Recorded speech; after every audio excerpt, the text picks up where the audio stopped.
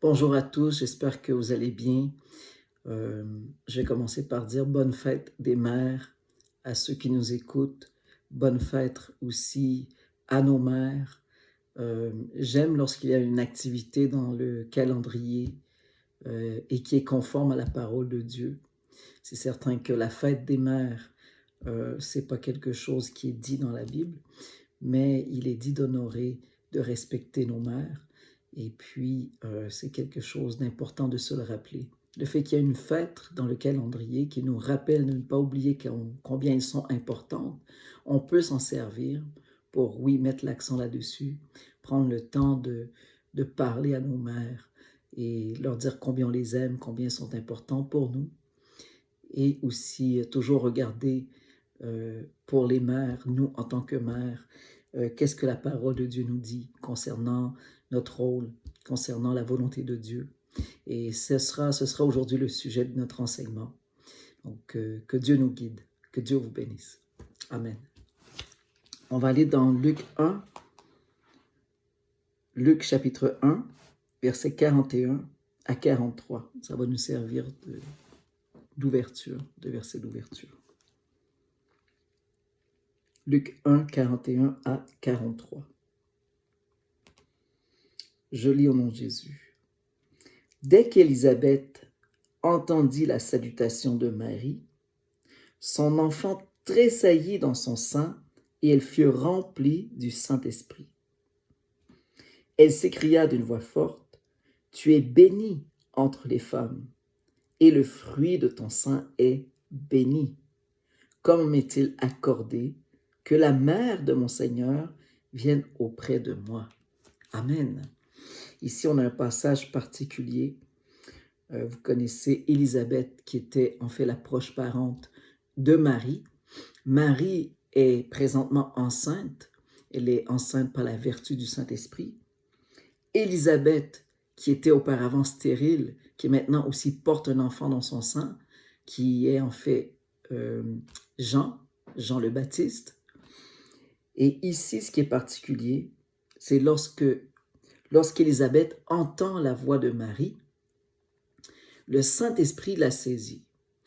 Et même l'enfant dans son sein, donc Jean, a réagi à la voix de Marie, parce que le Saint-Esprit lui a révélé que Marie était pour être la mère de Jésus-Christ, la mère biologique de Jésus-Christ. Et c'est particulier ici parce que il y a vraiment quelque chose qui se passe d'extraordinaire. Le Saint-Esprit agit, il marque quelque chose de particulier. Il y a une révélation qui est faite à Élisabeth que ici, c'est la mère de Dieu. Vous voyez au verset 43, « Comment m'est-il accordé que la mère de mon Seigneur vienne auprès de moi? » Donc, c'est un passage super intéressant, mais en même temps, malheureusement, controversé. Parce que l'Église catholique se sert de ce passage, s'est servi de ce passage pour créer la prière « Je vous salue Marie », pour amener le culte, créer un culte pour Marie. Parce qu'il est dit à cause de ce passage, bon, il faut élever Marie, il faut la placer à un niveau supérieur des autres femmes, puisque c'est la mère de Dieu. Sauf que c'est complètement faux. Et on va mettre une parenthèse là-dessus dans l'enseignement d'aujourd'hui. Oui, on va parler des mères, on va se rappeler combien c'est important les mères, qu'est-ce que la Bible nous dit concernant le rôle des mères, mais aussi l'importance de ne pas prier Marie, de ne pas offrir de culte à Marie, parce qu'en réalité, c'est une femme comme une autre. Amen. On va partir maintenant. Alors, je veux lire la définition du dictionnaire. Qu'est-ce que le dictionnaire nous dit? Qu'est-ce qu'une mère? C'est une femme qui a mis au monde ou qui a adopté et élevé un ou plusieurs enfants.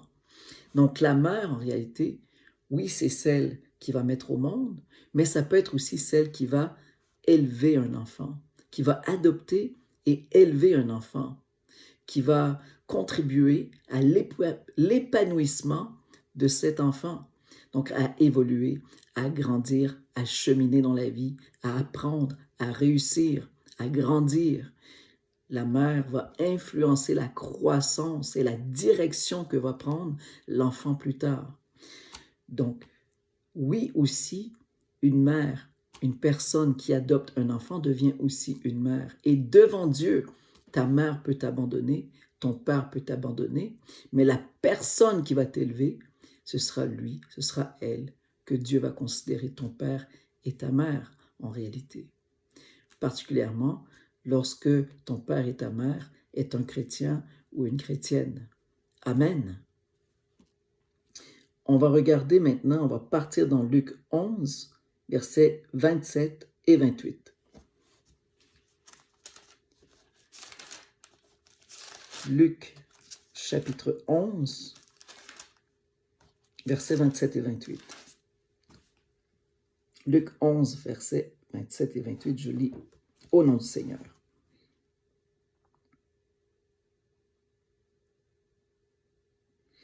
Tandis que Jésus parlait ainsi, une femme élevant la voix du milieu de la foule lui dit « Heureux le sein qui t'a porté, heureuses les mamelles qui t'ont allaité. » Et il répondit « Heureux plutôt ceux qui écoutent la parole de Dieu et qui la gardent. » Amen.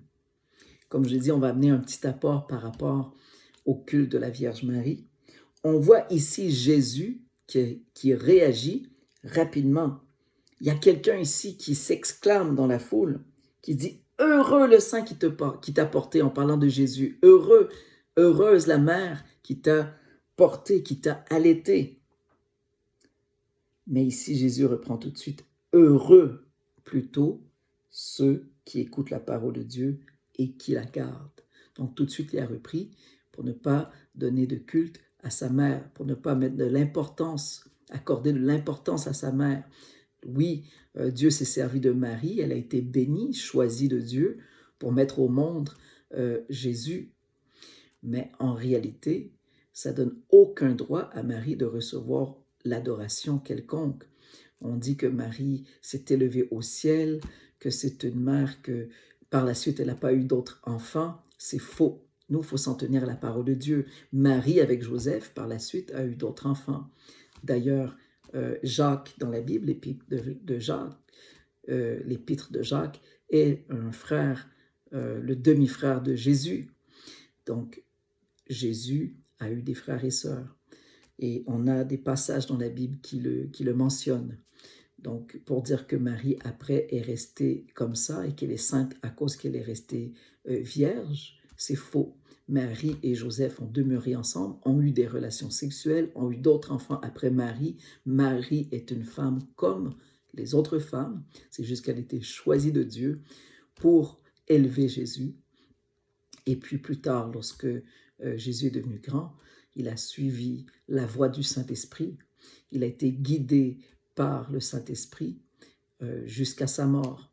Et le Saint-Esprit, Dieu, était pleinement en lui, étant lui-même pleinement Dieu. Amen. Ici, lorsqu'on regarde le passage, je retourne encore là-dessus, il reprend rapidement qu'il faut donner plutôt gloire à Dieu. Maintenant, on va retourner dans la Bible voir un autre passage. On va partir dans 1 Corinthiens, chapitre 7, et on va lire le verset 7. 1 Corinthiens, chapitre 7, verset 7. 1 Corinthiens, chapitre 7, au verset 7.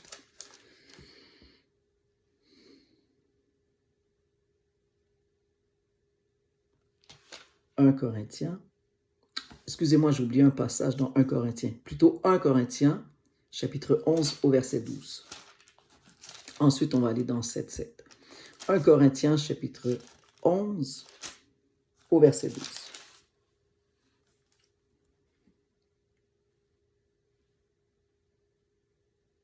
On va voir ici que, vraiment, la volonté que la femme puisse avoir des enfants, elle vient de Dieu. C'est Dieu qui l'a voulu ainsi. Et on va voir que tout vient de Dieu, autant l'homme que la femme. 1 Corinthiens, chapitre 11, verset 12. Je lis au nom de Jésus. Car de même que la femme a été tirée de l'homme, de même l'homme existe par la femme, et tout vient de Dieu. Amen. Lorsqu'il est dit que la femme a été tirée de l'homme, c'est parce que Dieu a créé d'abord Adam, et d'Adam, Dieu a pris une côte, une de ses côtes pendant son sommeil. Et à partir de cette côte, Dieu a créé la femme. Et ici, il est dit que de même que la femme a été tirée de l'homme, de même, l'homme existe par la femme et tout vient de Dieu. On voit comment Dieu fait tout parfaitement. Tout ce que Dieu fait est bon. Amen. Et que oui, grâce à la femme, il y a la vie sur terre. Il y a beaucoup d'humains parce que c'est la femme qui permet qu'on puisse avoir des enfants. Donc, c'est une bénédiction pour une femme que de devenir mère. Mais on va voir tout de suite après que autant c'est une bénédiction de devenir mère, autant c'est une bénédiction aussi que d'être seule et de se consacrer à Dieu. Donc, un est une bénédiction, l'autre l'est aussi. On va partir directement dans 1 Corinthiens, chapitre 7, au verset 7. 1 Corinthiens, chapitre 7, verset 7. Je lis au nom du Seigneur. Je voudrais que tous les hommes fussent comme moi, mais chacun tient de Dieu un don particulier, l'un d'une manière, l'autre d'une autre. Ici, dans l'Épître de Corinthiens, dans ce passage, c'est l'apôtre Paul qui s'adresse à l'église de Corinthe et il leur dit que chacun tient un don particulier de Dieu. Et lorsqu'il dit « je voudrais que tous les hommes fussent comme moi », parce que Paul n'avait pas d'épouse, il était seul dans le ministère. Il a choisi de servir Dieu ainsi, et c'était la volonté de Dieu qu'il serve Dieu seul. Il considérait que de ne pas avoir de femme, c'était pour lui une bénédiction. C'était une bénédiction parce qu'il pouvait se consacrer complètement à Dieu. Et de même, il dit aux autres, « Je voudrais que tous les hommes soient comme moi, mais chacun tient de Dieu un don particulier, l'un d'une manière, l'un d'une autre. » Donc, autant c'est une bénédiction que d'être célibataire et de servir Dieu, autant c'est plutôt une bénédiction que d'être marié et de pouvoir avoir des enfants. C'est aussi une bénédiction. Donc, il ne faut pas voir ça comme une malédiction. Parfois, les gens voient aussi la stérilité comme une malédiction. On le voyait dans l'Ancien Testament, c'était vu comme une malédiction lorsque les mères n'avaient pas d'enfants. Mais en réalité, le Nouveau Testament nous rappelle que le temps est court, qu'il est bon pour les hommes de ne pas se marier, il est bon pour les femmes de ne pas se marier, de ne pas avoir d'enfants, de se consacrer à Dieu. Mais que ce n'est pas non plus un péché que de rester seul, que de se marier plutôt, et d'avoir des enfants et de former une famille. Ce n'est pas un péché que de se marier et d'avoir des enfants.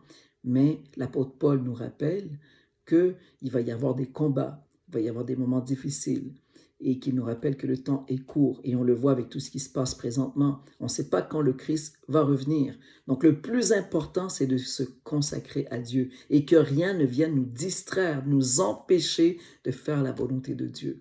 Donc on voit par là que c'est une bénédiction que d'être célibataire et de ne pas avoir d'enfants, de famille, de mari, d'épouse, mais que c'est une bénédiction aussi que d'en avoir.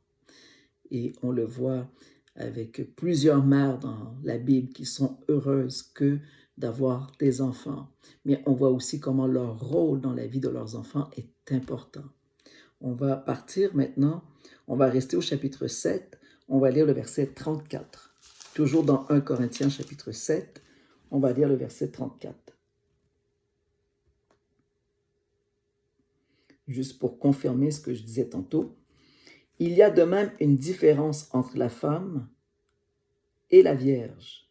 Celle qui n'est pas mariée s'inquiète des choses du Seigneur, afin d'être sainte de corps et d'esprit.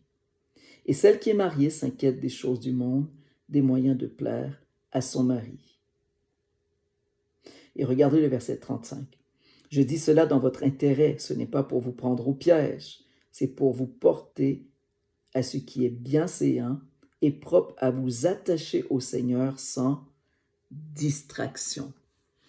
Donc, il ne faut pas que ton époux, ton épouse devienne une idole dans ta vie. C'est-à-dire que cette personne prenne la première place. Parce que la première place dans ta vie, elle revient à Dieu. Ça peut être aussi, non seulement ton époux, ton épouse, ça peut être tes enfants. Il ne faut pas que tes enfants deviennent des idoles dans ta vie. Il ne faut pas qu'ils prennent la première place de Dieu. Dieu seul a le droit d'avoir la première place dans nos vies. Et si on fait de Dieu notre priorité, la Bible nous dit qu'il va donner ce que notre cœur désire. Amen. Et le rôle des mères, le rôle des pères est d'amener les enfants vraiment à connaître Dieu, à adorer Dieu.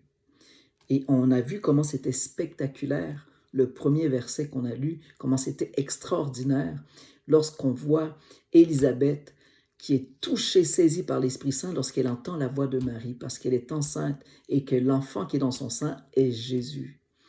Mais vous savez, ici, Marie, elle portait Jésus-Christ, le Fils de Dieu. Mais vous savez que vous, en tant que mère, vous avez porté des enfants et ces enfants sont appelés à devenir des fils et des filles de Dieu. Amen. Donc vous avez le devoir de prendre soin d'eux, de les guider à connaître Jésus-Christ, à leur apprendre à craindre Dieu, à respecter Dieu, à aimer, honorer leurs parents, à aimer, respecter leurs prochains. Amen. C'est le rôle des mères de apprendre à connaître, faire connaître Jésus-Christ dans la vie de leurs enfants. Amen. On va partir dans Tite, chapitre 2, versets 3 à 5.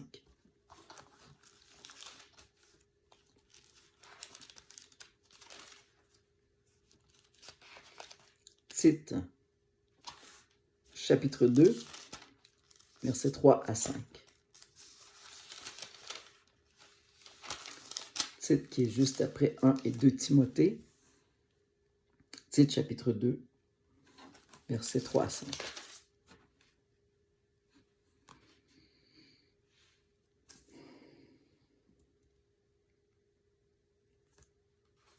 Je lis au nom de Jésus. Dit que les femmes âgées doivent aussi avoir l'extérieur qui convient à la sainteté, n'être ni médisantes, ni à donner au vin, qu'elles doivent donner de bonnes instructions, dans le but d'apprendre aux jeunes femmes à aimer leurs maris et leurs enfants, à être tenues chastes, occupées aux soins domestiques, bonnes, soumises à leur mari, afin que la parole de Dieu ne soit pas blasphémée. Amen. Donc, par ce passage, on peut comprendre que le rôle des mères et des femmes, c'est d'apprendre à aimer leur mari et leurs enfants, à être chastes, retenues, même occupées aux soins domestiques. Et on le voit dans le rôle des femmes à l'époque. C'est de là aussi venait l'Église, interdisait les femmes de travailler, de rester à la maison. Et les femmes vraiment n'avaient pas du tout le droit de travailler. C'était seulement l'homme. Mais on voit encore une mauvaise interprétation de la parole de Dieu. Puisqu'on voit dans le psaume, je pense que c'est le psaume, pas le psaume, mais le proverbe, je crois que c'est 31, lorsqu'on peut lire les définitions par là de la femme vertueuse, on voit que cette femme se lève tôt le matin pour prendre soin de sa maison, mais elle va aussi, je crois qu'elle fait des chemises ou des ceintures, quelque chose comme ça, et elle les vend au marché. Elle va faire le marché. Elle est vendeuse, elle crée des vêtements, elle les vend. Donc, à la fois, elle s'occupe de sa maison et à la fois, elle travaille. Il ne faut jamais prendre un verset toute seule, il faut toujours voir dans l'ensemble de la parole de Dieu, qu'est-ce que la parole de Dieu nous dit. Donc, on voit que par Proverbe et par ce passage, que c'est quand même important que la femme, son premier rôle, c'est de veiller sur sa maison, sur ses enfants. Ensuite, de travailler. Travailler, aujourd'hui, en 2020, pour la femme, est devenu presque indispensable parce que la vie coûte cher, c'est difficile. Par contre, ce n'est pas impossible. On voit encore des femmes aujourd'hui qui restent à la maison. C'est un travail à temps plein que de s'occuper de nos enfants. Maintenant, on a les garderies, ça nous permet de pouvoir aller travailler. Mais en réalité, les femmes qui restent à la maison, qui prennent soin de leurs enfants, c'est aussi la volonté de Dieu. C'est un choix. C'est à nous de voir maintenant dans un couple comment on veut faire les choses. Ce n'est pas un péché pour la femme que d'aller travailler, comme je l'aurais dit encore dans le Proverbe 31. C'est bien dit. Mais il ne faut pas que la maison soit mépris.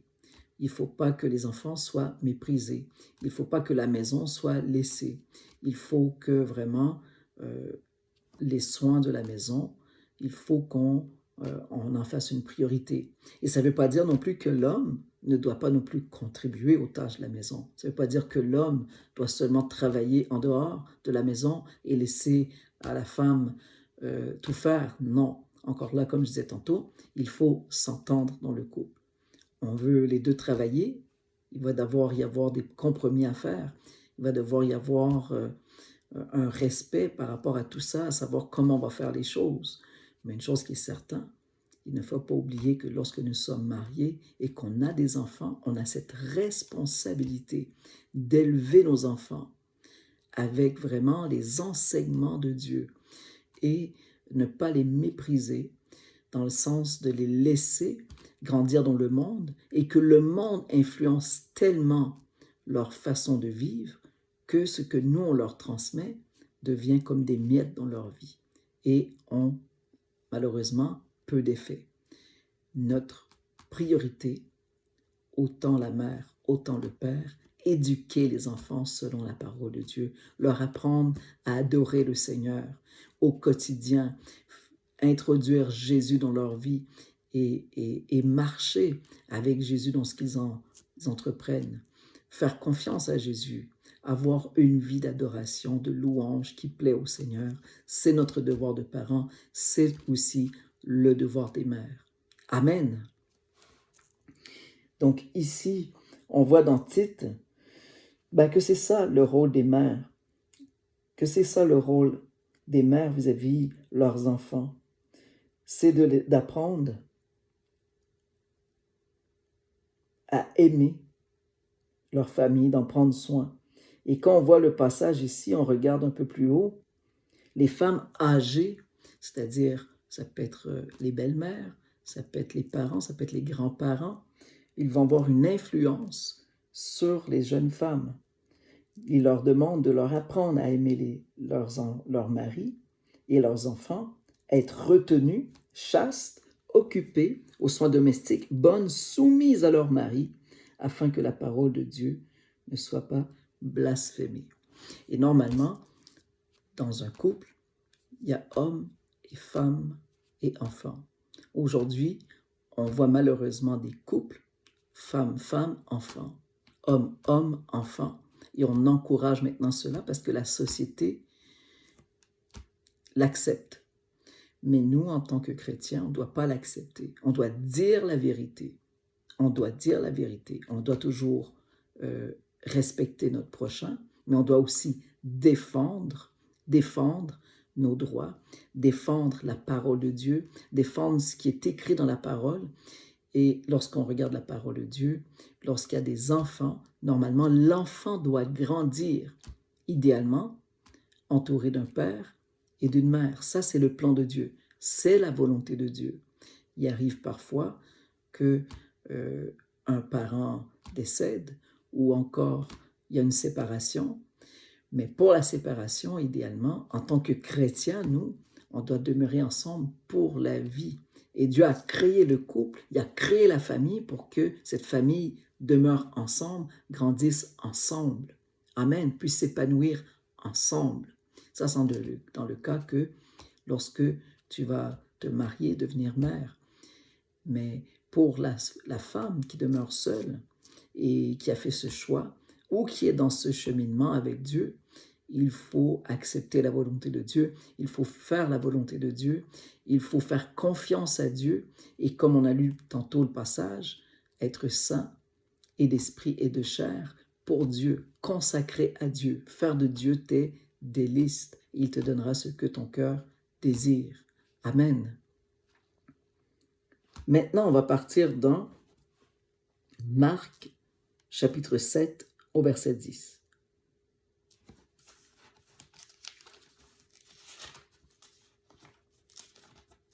L'évangile de Marc,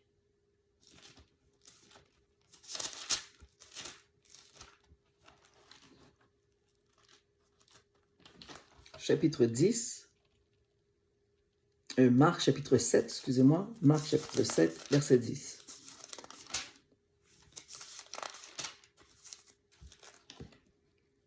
Je lis au nom du Seigneur. Car Moïse a dit, « Honore ton père et ta mère, et celui qui maudira son père ou sa mère sera puni de mort. » C'est juste parce que je veux nous rappeler que c'est un commandement de Dieu d'honorer nos parents. Donc ici, notre devoir en tant qu'enfant, parce que pour la plupart d'entre nous, on a eu des parents ou on a encore nos parents. Donc, si on a encore nos mères, Dieu nous demande encore de les honorer, même quand on est grand, quand on est plus vieux, pour la vie, et quand on est enfant, d'honorer nos parents. Et je veux nous rappeler par ce passage que dans l'Ancien Testament, il était dit, « Celui qui maudira son père ou sa mère sera puni de mort. » Vous imaginez à quel point c'est important de respecter nos parents. Dans l'Ancien Testament, les enfants rebelles, on les lapidait, on les punissait. C'est terrible. De là l'importance, en tant qu'enfant de Dieu, de respecter nos enfants, de respecter plutôt nos parents et de les honorer parce que c'est eux qui nous ont élevés, c'est eux qui ont pris soin de nous. Et encore dans la vieillesse, c'est eux qui vont nous donner des conseils. À plus forte raison, s'ils sont des chrétiens, enfants de Dieu, ils vont être toujours une source de conseils, de bénédictions pour nous. Amen. Et puis, en d'autres endroits, il y a une bénédiction rattachée à ce commandement parce que ça fait partie des commandements de Dieu. Il est dit, je le cherche, « Honore ton père et ta mère ». Et je me souviens qu'il est rajouté en quelque part, « afin que tu vives vieux sur la terre ».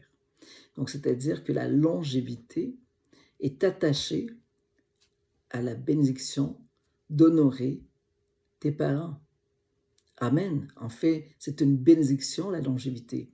Et cette longévité, elle est attachée à ce commandement que d'obéir, d'honorer nos parents, parce que dans le mot honorer, il y a le respect, il y a l'obéissance. Amen.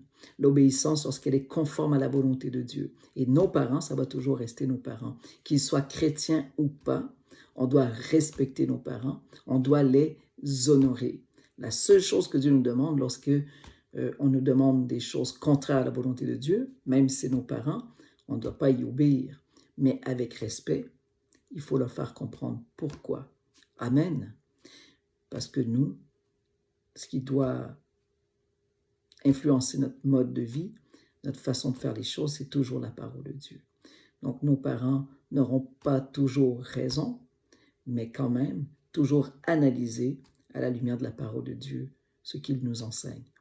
Et puis, pour les mères, c'est important de lire beaucoup les proverbes, de lire autant les pères, mais les parents, de bien comprendre les proverbes, de s'en servir, de lire la parole de Dieu, de lire les épîtres, de connaître l'instruction qu'on peut transmettre à nos enfants, apprendre à connaître Jésus-Christ, apprendre les commandements du Seigneur, les règles de conduite, le savoir-vivre. Aujourd'hui, le savoir-vivre, je trouve que les gens sont en train de le perdre. Et le savoir-vivre qu'il y avait autrefois était inspiré de la parole de Dieu. Inspiré de la parole de Dieu. Lorsque, il me semble dans les Proverbes, il est dit, lorsque un homme ou une femme a des cheveux tout blancs, on va se lever par respect. Il y a quelque chose dans ce sens-là, je ne m'en souviens plus exactement, mais il y a vraiment des choses particulières dans les proverbes intéressantes à connaître et à transmettre à nos enfants. Amen. Pas seulement dans les proverbes, dans toute la Bible, bien sûr.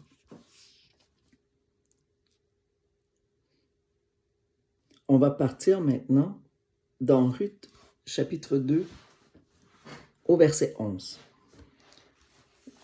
Ruth, chapitre 2. Ruth est, en fait, il me semble que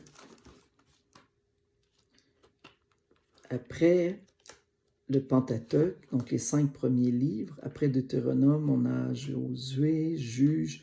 Après les Juges, on a Ruth. Ruth, chapitre 2, au verset 11.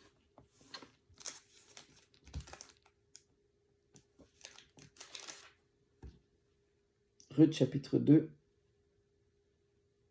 au verset 11. Ici, c'est un exemple qu'on va lire pour comprendre comment le rôle des mères est important vis-à-vis de nos enfants et comment ça peut influencer le plan de Dieu sur la vie de nos enfants. Luc 2 au verset 11. Boaz lui répondit, « On m'a rapporté tout ce que tu as fait pour ta belle-mère depuis la mort de ton mari, et comment tu as quitté ton père et ta mère et le pays de ta naissance pour aller vers un peuple que tu ne connaissais point auparavant. » Amen. Vous savez que dans le livre de Ruth, il est question de Naomi. Au tout début, Naomi, qui est une juive, elle n'a plus de mari et elle a 2 fils. Et ses fils se marient à 2 Moabites. Des Moabites, en fait, c'était des gens qui ne pratiquaient pas nécessairement le judaïsme. Et puis, ses 2 fils,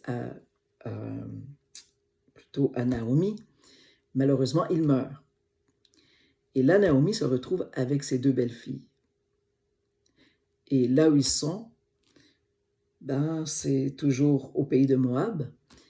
Et elle apprend que en Juda, il y a des bénédictions, que ça serait bien de retourner là-bas, que la nourriture est abondante. Et là, finalement, ces 2 belles-filles, il y en a une qui part, mais il y en a une qui veut rester avec elle. Et elle lui dit même, « Non, j'irai où tu iras, ton Dieu sera mon Dieu. » Donc, elle veut s'attacher, elle s'attache à sa belle-mère. Et sa belle-mère, ok, elle apprend avec elle. Et puis, ils partent ensemble, ils retournent en Juda. Et en Juda, Ruth va l'instruire, va lui apprendre comment servir Dieu, comment connaître la culture juive, comment fonctionne la culture. Et vous savez que la culture c'était en fait l'Ancien Testament, c'est-à-dire les lois qui influençaient la culture juive. C'était vraiment la loi de Moïse qui influençait vraiment la culture, mais aussi toute la moralité, toutes les coutumes, aussi les habitudes des Juifs. Donc, en fait, elle a appris à connaître aussi la loi et à servir Dieu, puisque elle lui a dit avant de partir que c'était ainsi qu'elle voulait faire. Elle voulait s'attacher à elle et puis faire confiance à Dieu, à son Dieu, qui est le Dieu des dieux. Et on voit comment ce que Dieu va la bénir.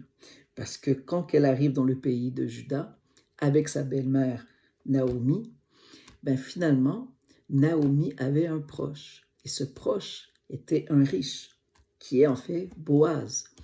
Et elle va vers Boaz. Donc Naomi lui apprend à sa belle-fille, à Ruth, à savoir comment faire, parce qu'il y avait des façons de faire aussi dans les cultures juives pour se marier. Et vraiment, il y avait vraiment des rudiments particuliers.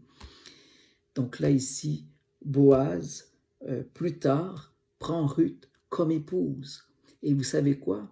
De ce mariage, plus tard va venir David, le roi David. Parce qu'en réalité, Boaz a eu des enfants avec Ruth, et particulièrement, j'avais écrit le nom, il me semble que c'est Obed, je crois. En fait, oui, Obed. Donc, en réalité, Boaz serait l'arrière-grand-père de David, le roi David. Donc, Dieu s'est servi de cette union-là pour la descendance de David, et Jésus qui est descendant de David. Donc, en réalité, on voit par là comment est-ce que c'est important, le rôle de la mère. Ici, la mère n'avait plus ses fils, mais sa belle-fille, on pourrait dire qu'elle était comme sa fille, elle l'a élevée comme sa propre fille. Et donc, elle a joué le rôle de mère vis-à-vis Naomi, plutôt vis-à-vis Ruth. Noémie a joué le rôle de mère vis-à-vis Ruth. Et puis, on voit quel fruit ça l'a porté. On voit le plan de Dieu en action. On voit comment ce que ça l'a amené, le plan de Dieu vraiment amené jusqu'à Jésus-Christ. Vous imaginez? Donc, on voit que le rôle de la mère est d'une grande importance, autant au plan moral, autant au plan spirituel. Parce que derrière tout ça, il y avait aussi un plan spirituel, le plan de Dieu, la volonté de Dieu. Donc, de Ruth, de Boaz et descendant David. Donc, pour dire comment c'est important vraiment d'éduquer nos enfants selon la volonté de Dieu, à quel point les mères sont importantes dans la vie de nos enfants et combien c'est important de demeurer dans la parole de Dieu. Comme je disais, ce que Naomi a transmis à Ruth, c'était aussi la loi, parce qu'à l'époque, c'était la loi. Nous, aujourd'hui, à nos enfants, le plus important, c'est leur apprendre à connaître Jésus-Christ, sa vie sur terre, le comportement qu'il a eu, ses habitudes de vie, comment il a fonctionné, comment il nous a appris à connaître le Père, et que si on est en communion avec Jésus, on est aussi en communion avec le Père. Et leur faire comprendre l'importance aussi, éventuellement, du baptême. Qu'est-ce que le baptême? Qu'est-ce que le Saint-Esprit? Le Saint-Esprit qui peut venir en nous. Donc, et le Père et la Mère ensemble, éduquer nos enfants selon la parole de Dieu. Quand on disait aussi, tantôt on lisait, attaché aux soins domestiques de la maison, c'est certain que ce n'est pas juste les tâches de nettoyer la maison, mais aussi, avec les enfants, il y a les devoirs, il y a les études, il y a l'école. Donc, il faut encourager nos enfants à réussir. Il faut pousser nos enfants à aller à l'école. Il faut pousser nos enfants vraiment à apprendre vraiment des choses qui sont conformes à la parole de Dieu, mais aussi, ce n'est pas un péché que de vouloir que nos enfants soient des futurs notaires, soient des futurs architectes, des médecins, des ingénieurs, vraiment des docteurs. C'est la volonté de Dieu que nous soyons la tête et non la queue.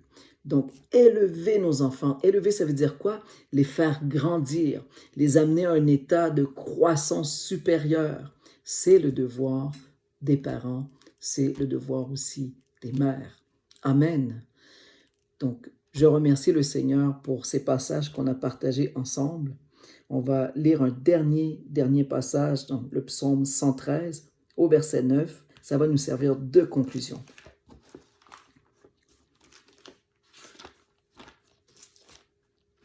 Psaume 113 au verset 9. Psaume 113, verset 9. Je lis au nom de Jésus. Il donne une maison à celle qui était stérile. Il en fait une mère joyeuse au milieu de ses enfants. Louez l'Éternel. Amen. Par ce passage, on peut comprendre, si tu crois que tu es stérile ou tu crois que tu ne peux pas avoir d'enfant, Dieu nous rappelle par là, il rappelle aux mères que c'est lui qui donne la maison, que c'est lui qui peut permettre d'enfanter. Rien n'est impossible à Dieu.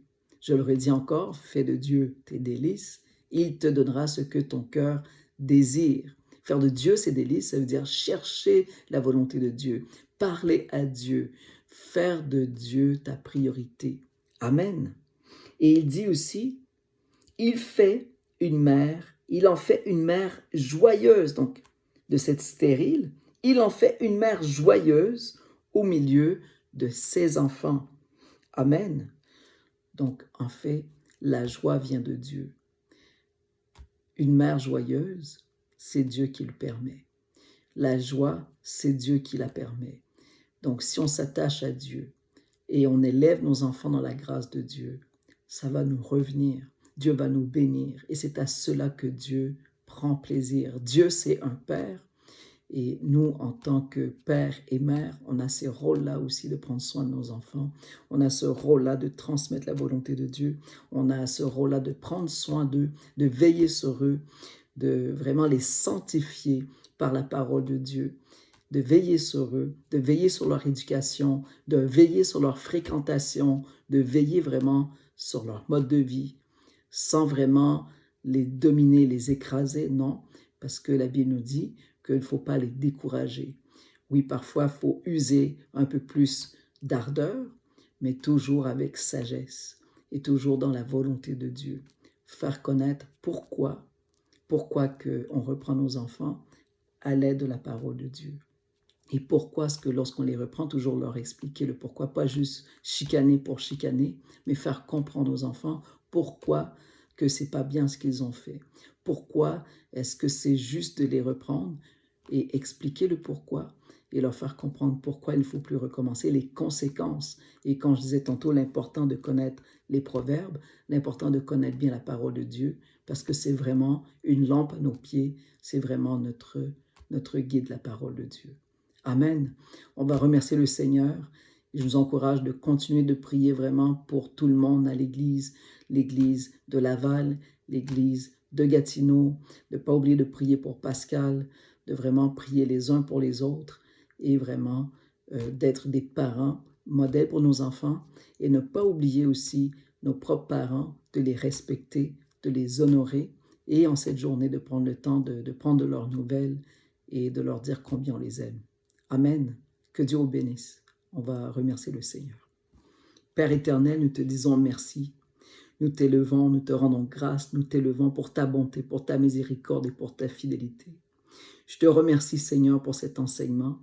Je te remercie, Seigneur, pour les mères, Seigneur Jésus, qui entendent, Seigneur, qui ont entendu, Seigneur, ce message. Je prie que tu les bénisses, que tu les fortifies, car c'est quelque chose d'important. C'est un ministère, c'est un appel, c'est une grâce que d'être mère, Seigneur. Je prie que tu fortifies tous les mères, que tu les restaures, que tu les régénères, que tu leur donnes la patience, la force, la persévérance, que tu les gardes en toi, Seigneur, que tu accomplisses les plans que tu as pour eux, mais aussi pour les pères et pour les familles, que tu glorifies ton nom, Père, dans leur vie.